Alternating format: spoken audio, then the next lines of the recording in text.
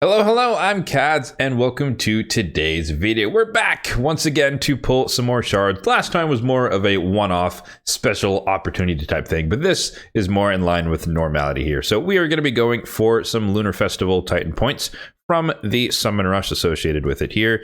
And as we can see, if we scroll down here, we have a good amount of points, 150 plus 150, so 300 Lunar points up for grabs, all the way down to 4,100. Now, this is pretty much on par with the previous iterations of Titan events. It's not much higher. I think the highest we have seen is the 4,100, so it's a match. And as such, that means that we are going to be pulling a total of 8 Sacreds today to get all the way out to 4,000 points, and then we'll get the last remaining 100 through Mystery Shards. On top of that, though, we'll also be walking away with an Immortal Soul Stone, some Immortal Soul Coins, 6-star Chaos or Eternal Soul Coins, and some energy and some gems. So pretty good rewards overall, I would say, on the way to getting the Lunar points. Popping over to the portal, we can see our shard count currently, and it is at 521 on the Ancients, 260 on the Voids, 28 on the Primals, and 64 on the Sacreds, and that is where we will be dipping into today.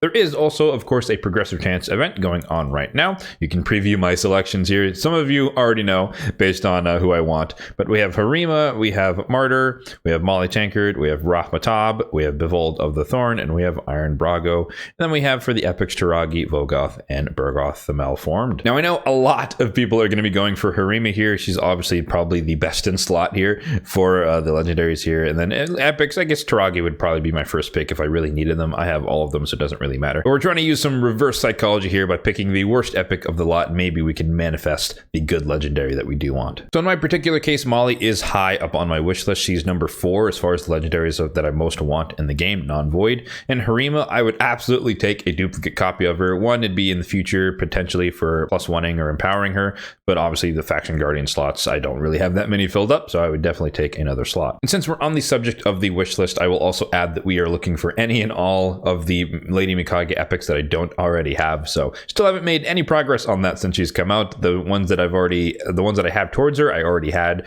prior to her release. And so we're looking to make some progress, at least one, just one. We got 8 chances to get some epics along the way. And if we take a quick look at the Mercy tracker here, you can see that we are only 3 shards deep towards Mercy, and we're going to be pulling 8 in this session, meaning that we will not necessarily enter Mercy in this particular session. So we're not necessarily guaranteed, or we don't have the higher chance to get a legendary from this pool session, but nonetheless, we'll be closer to Mercy if all else fails, and we might be in a slightly better position for a POGO event if that happens in the future, or we'll just be higher to the higher chances of getting a legendary if there is indeed a 2x Sacred coming up on the following weekend. So let's get to the shard pulls. We've got the space, we've got the cash, and hopefully we can focus our luck right around here on the Maulie Tankard. So shard number 1, are we going to start it off with a golden? No, we're not. It's an epic. Okay, Mausoleum Mage, one of the OG Seer activator champions with all of the buffs on the A2.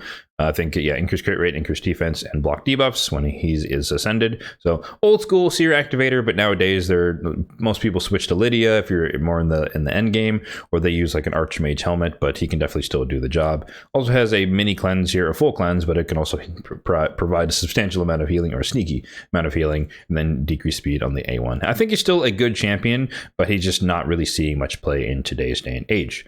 Sacred number 2, who else do we get here? Another epic, most likely. Yes.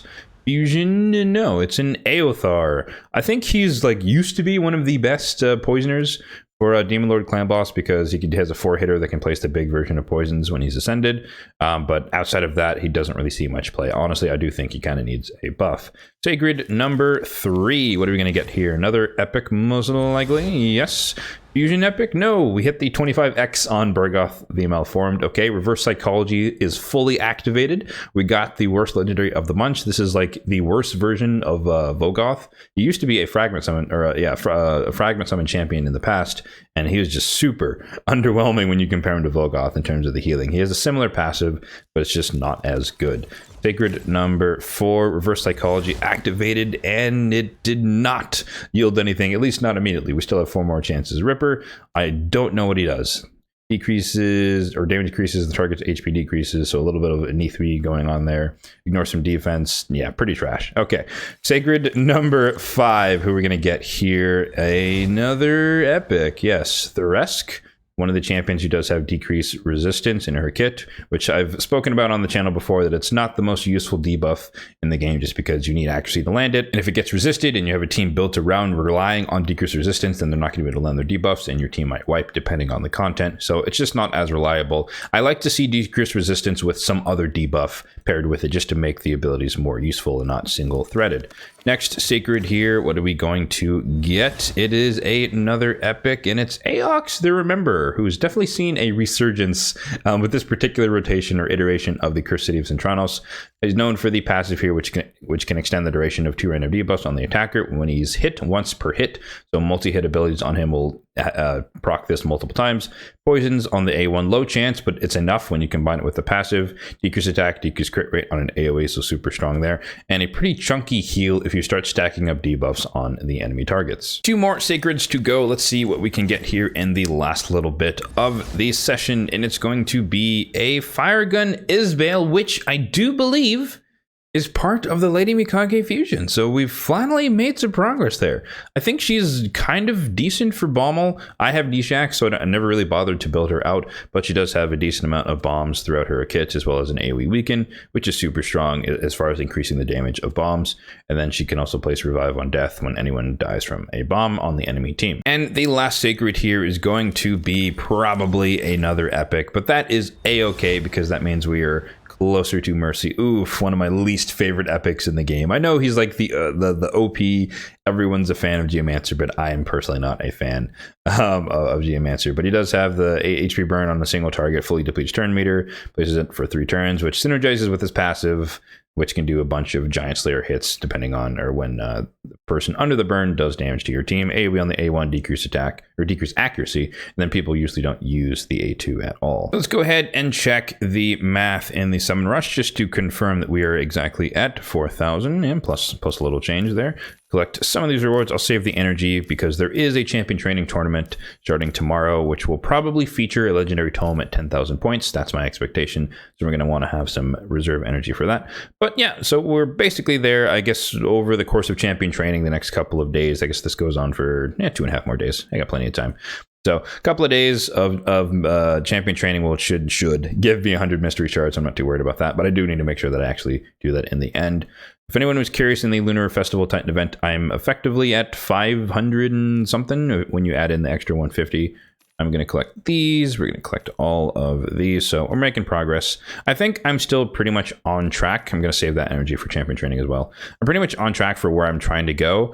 The 1350. I ended up skipping a lot more than I thought in the monster path. I ended up just getting the legendary tome and calling it there and skipping quite a few, I think 140 points out of the 250 buffer. So we'll see if that was a mistake in the future. But I think everything else from here on out, as long as there's not a second path, and I don't think there will be, as long as there's not a second path, I'm probably fine to be able to make it all the way out to 1350 here. So that is my goal. That is the target for those 2 events. And lastly, let me just confirm, because I'm pretty sure that she's part of it. Yes, she is. So Fire Gun Isbale is one of the champions required for the Lady Mikage fusion. So now we have almost enough for Tatsu. We just need Endalia from, I think she's a high elf or something.